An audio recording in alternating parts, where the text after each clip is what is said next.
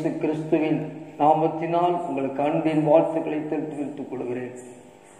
கர்த்தர் உங்களை இந்த மாதம் முழுவதும் கிருபையாக ஆண்டவர் வழிநடத்தி வந்ததற்காக நான் கர்த்தருக்கு நன்றி செலுத்துகிறேன். தேவன் உங்களை ஆசீர்வதிப்பாராக. இந்த மாதத்திலும் உங்கள் இருதயம் கலங்காதிருப்பதாக என்று தேவன் ஒரு வாக்குத்தத்தம் கொடுத்தார். அந்த வாக்குத்தத்தத்தின்படி ஆண்டவர் எத்தனையோ கலக்கங்கள் இந்த மாதத்திலே வந்தாலும் ஒரு தீமையும் நம்மை அணுகாதபடிக்கு கர்த்தர் கிருபையாய் பாதுகாத்து வந்திருக்கிறார். எல்லா தீமையிலிருந்து விலக்கி நம்மளை பாதுகாத்து வழிநடத்தி வந்திருக்கிறார். பல விதங்களிலே நமக்கு கலக்கம்.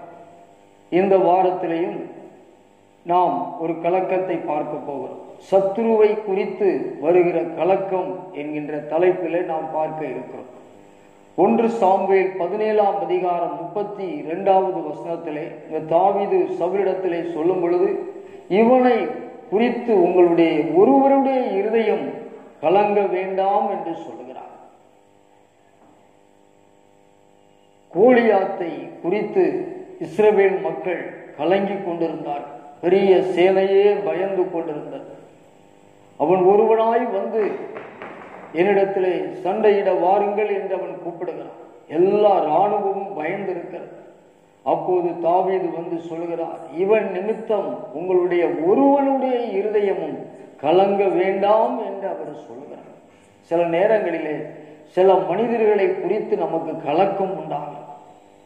நமக்கு ஏதாவது தீமை செய்து விடுவார்களோ, நம்முடைய குடும்பத்திற்கு தீமை செய்து விடுவார்களோ, நம்முடைய ஆசீர்வாதங்களை கெடுத்து விடுவார்களோ, நம்மை குறித்து தவறான வார்த்தைகளை மற்றவர்களுக்கு பரப்பி விடுவார்களோ, சமாதானத்தை கெடுத்து விடுவார்களோ என்று சில மனிதர்களை குறித்து நம்முடைய வாழ்க்கையிலே கலக்கம் வருகிறது.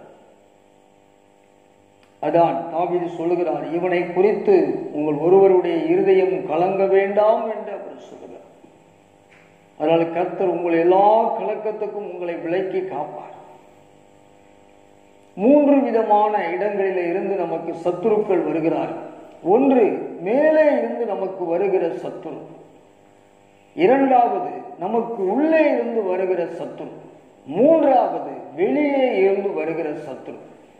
மேலே இருந்து வருகிற சத்துருவை குறித்து நாம் வேதத்திலே பார்க்கும் பொழுது 1 பேதுரு 5ஆம் அதிகாரம் 8வது வசனத்திலே, உங்கள் எதிராளியாகிய பிசாசானவன் எவனை விழுங்கலாமோ என்று வகை தேடி சுற்றி திரிகிறான் என்று சொல்கிறான். பிசாஸ் நமக்கு முதலான எதிராளி. இவன் எங்கே இருந்து வருகிறான் என்று சொல்லி எபேசியர் 6ஆம் அதிகாரம் 12வது வசனத்திலிருந்து வாசிக்கிறோம். வான மண்டலத்தில் உள்ள பொல்லாத ஆவிகளின் சேனையோடு உங்களுக்கு போராட்டம் உண்டு என்று சொல்லி, வான மண்டலங்களிலிருந்து மேலே இருந்து வருகிற பிசாசின் மூலமாக, அந்த எதிராளியின் மூலமாக நமக்கு தீமைகள் வருகிறது.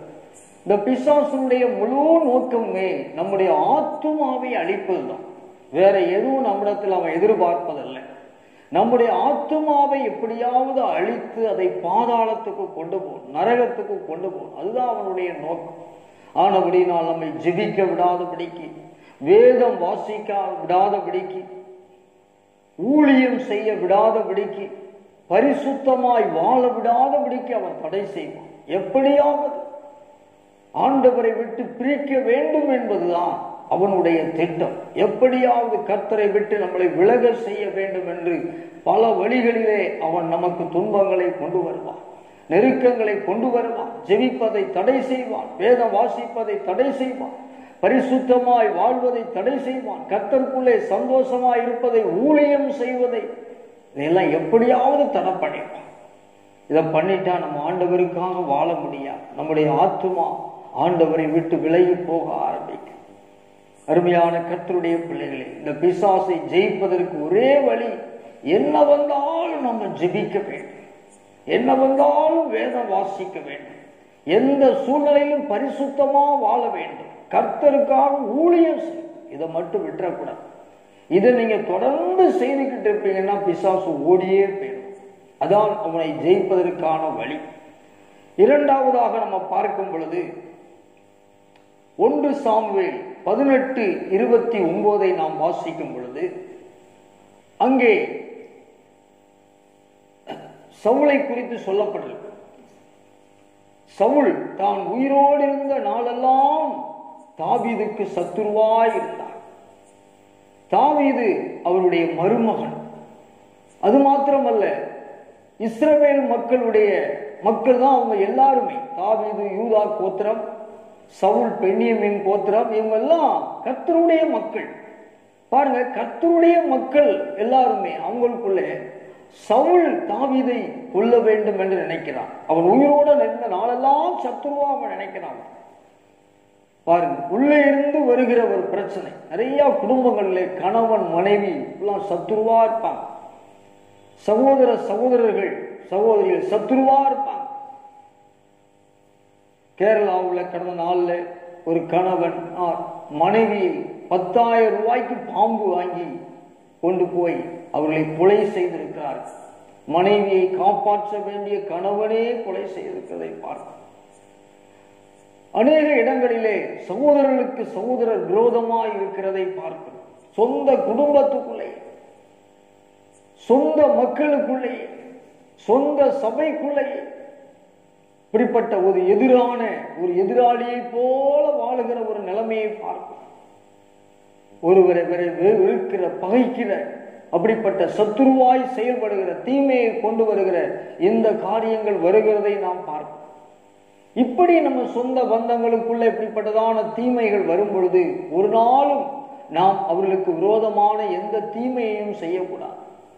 தாவீது சொல்கிறார், சவுல் கர்த்தரால் அபிஷேகம் பண்ணப்பட்டவர், அவர் மேல நான் கை போடுவது எப்படி அப்படின்னு அவர் சொல்றார். சவுலை கொல்லுவதற்கு பல நேரங்களிலே அவர் ஒரு வாய்ப்புகளை தேவன் ஏற்படுத்தி கொடுத்தார். ஆனாலும் கடைசி வரைக்கும் சவுலுக்கு தாவீது எந்த தீமையும் செய்யல. நம்ம சொந்த பந்தங்கள் குடும்பங்களிலே நமக்கு விரோதமாக என்னதான் செய்தாலும் நம்ம ஒரு நாள் அவங்களுக்கு தீமை செய்யக்கூடாது. கர்த்தர் அவர்களை பாதுகாத்து பார்த்துக் கொள்வார். நமக்காக அவர் யுத்தம் பண்ணுவார். அதனால தேவனுடைய பிள்ளைகளையோடையோ இல்ல நம்ம குடும்பத்தில் சொந்த பந்தங்களோடையோ நாம் என்ன செய்யக்கூடாது, அவர்கள் தீமை செய்கிறார்கள் என்று நாமளும் எந்த தீமையும் செய்யக்கூடாது. அவர்களை கர்த்தர் பார்த்து கொள்வார். மூன்றாவதாக, வெளியே இருந்து வருகிற சத்துரு நமக்கு விரோதமாய் தீமைகளை கொண்டு வருகிறதை பார்க்கும். வேலை செய்கிற இடத்துல சில இடங்களிலே நமக்கு சத்துருக்கள் இருப்பார்கள். தொழில் செய்கிற இடங்களிலே சத்துருக்கள் இருப்பார்கள். அப்படி நாம் இருக்கிற வீடுகள் இருக்கிற பகுதிகளிலே நமக்கு பக்கத்தில் உள்ளவர்கள் சத்துருவாய் மாறி விடுவார்கள். காரணம் இல்லாமல் சத்துருவாய் மாறி விடுவார்கள். சங்கீதக்காரன் சொல்லுகிறார், 3வது சங்கீதம் 1வது வசனத்திலே, சத்துருக்கள் எவ்வளவாய் பெருகி இருக்கிறார், காரணம் இல்லாமல் என்னை பகைக்கிறார் அப்படின்னு அவர் சொல்றார். இப்ப காரணம் இல்லாம சத்துருக்கள் வந்துடுறாங்க. நம்ம சத்தியத்தை சொல்றதுனால, நம்ம கரெக்டா வாழ்றதுனால சிலருக்கு பிடிக்காது, சரியில்லாதவங்களுக்கு பிடிக்காது. அதனால நம்ம சத்துருவாவே எண்ணுவாங்க. சிலருக்கு நம்ம சத்தியத்தை சொல்லும் பொழுது பாவம் செய்யக்கூடாது அப்படின்னு சொல்றதுனால நம்ம சத்துருவா மாறிடுவாங்க. அவங்களோட சேர்ந்து நம்ம பாவம் செய்யாதனால நமக்கு சத்துருவா மாறிடுவாங்க. இப்படி பல விதங்களிலே நம்ம தீமை செய்யாமல் இருக்கும் பொழுதே நமக்கு சத்துருவா மாறிடலாம் இந்த உலகத்துக்கு. அருமையான கர்த்தருடைய பிள்ளைகள், அப்படி நம்ம என்ன செய்ய வேண்டும்? இப்படி சத்துருவாய் நமக்கு மாறி தீமை செய்ய விரும்புகிற இடத்திலே அநேகமாக இவர்கள் ரட்சிக்கப்படாதவர்கள், தேவனை அறியாதவர்கள், உலகத்தில் இருக்கிறவர்கள். அப்படிப்பட்டவற்றிலிருந்து நமக்கு இப்படிப்பட்ட ஒரு பிரச்சனைகள் வரும் பொழுது நாம் என்ன செய்ய வேண்டும்? 109வது சங்கீதம் 4வது வசனத்திலே அங்கே சங்கீதக்காரன் சொல்லுகிறார், எனக்கு சத்துருக்கள் என் சமாதானத்தை பகைக்கிறவர்கள் இருக்கிறார்கள், நானோ ஜெபம் பண்ணி கொண்டிருக்கிறேன் என்று அவர் சொல்லுகிறார். இப்படி சத்துருக்கள் வரும் பொழுது நாம ஜெபம் பண்ணதான் செய்யணும். இயேசுவும் சொன்னார், உங்களை துன்பப்படுத்துறவர்களுக்காக நீங்கள் ஜெபம் பண்ணுங்கள் அப்படின்னு அவர் சொன்னார்.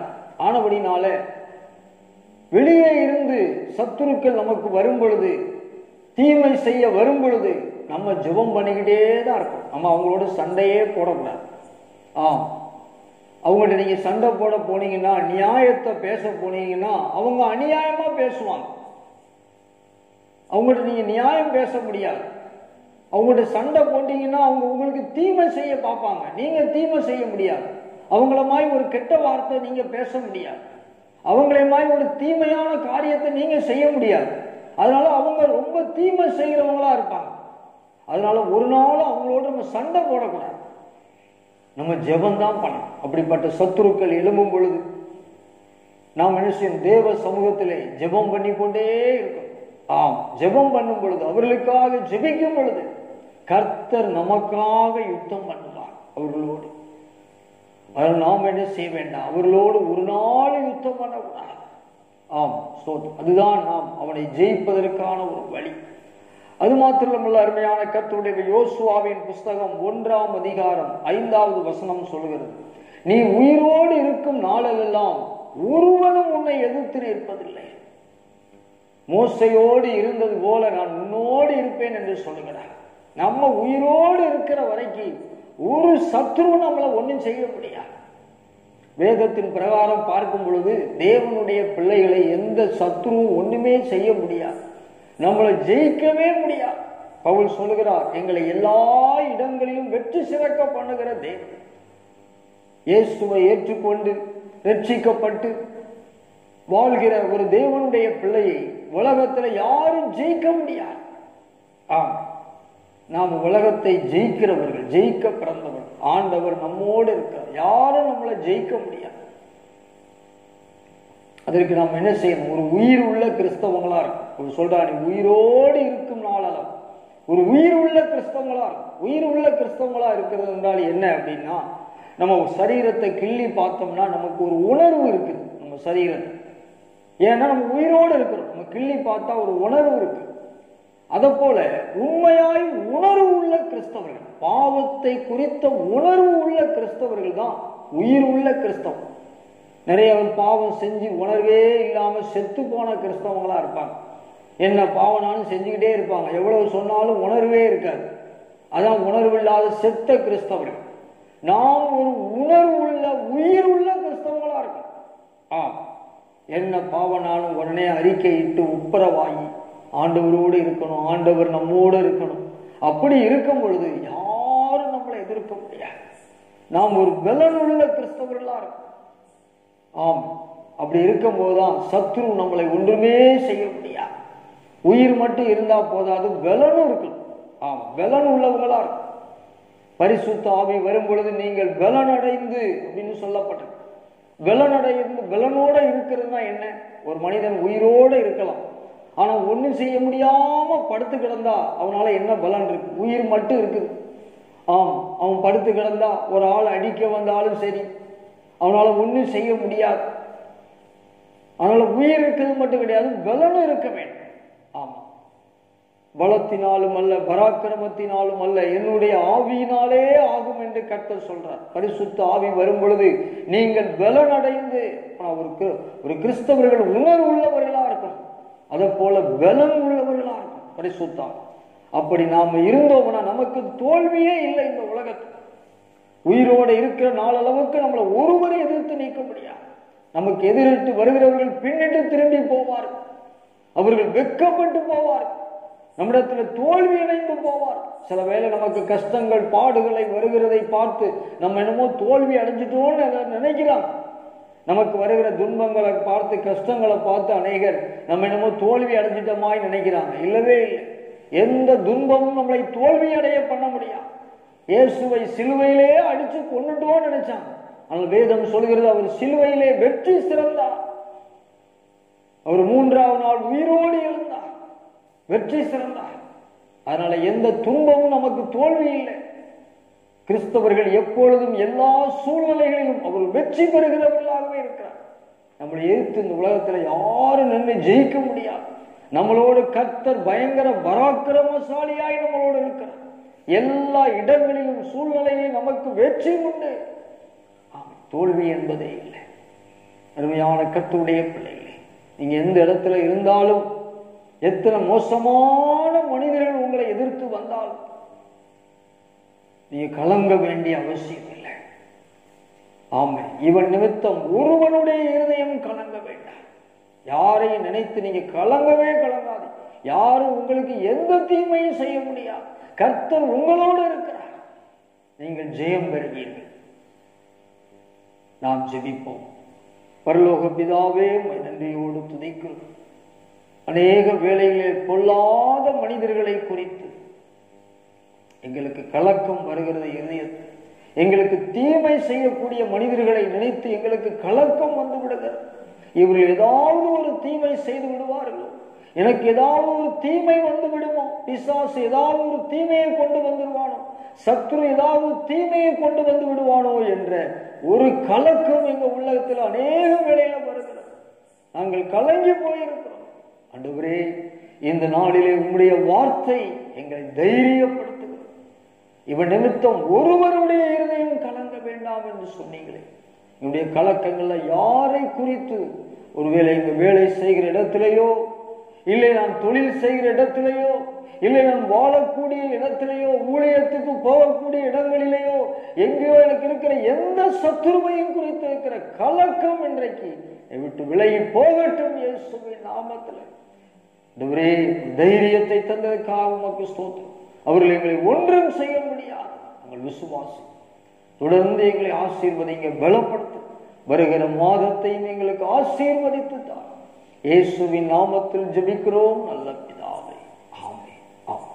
ஆண்டவர் உங்களை ஆசீர்வதிப்பாராக.